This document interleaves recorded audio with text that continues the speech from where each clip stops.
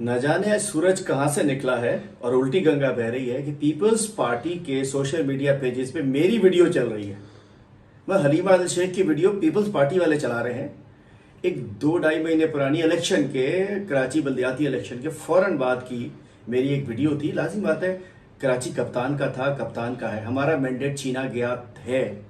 उसके ऊपर हमने कहा था, उसको कोई डिसीजन नहीं हुआ था कि हमने किसको सपोर्ट करनी है किसको नहीं करनी है, चूंकि हम समझते हैं कि मैंडेट इमरान खान का है।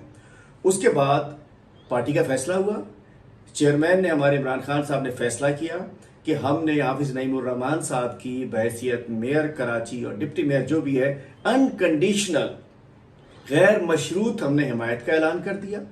वो हमने पार्टी को बता दिया।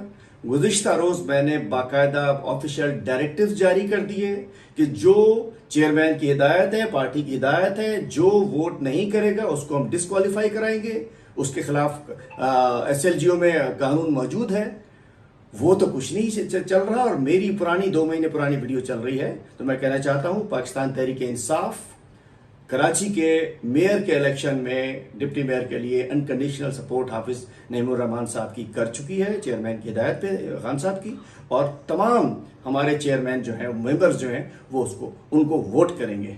और बात यह कि इस वक्त जो हो रहा है कि हमारे कराची के सदर चीमा साहब जब मैनेज करने के लिए हाफिज साहब से मीटिंग के लिए गए तो उनको गिरफ्तार कर लिया गया, जबकि वो 9 मई को मौजूद नहीं थे।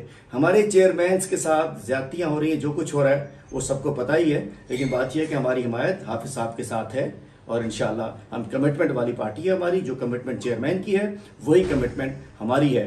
अगर जोर जबरदस्ती से कुछ कराया जा सकता है तो वो तो पूरे पाकिस्तान में हो रहा है, उसका हम क्या कर सकते हैं।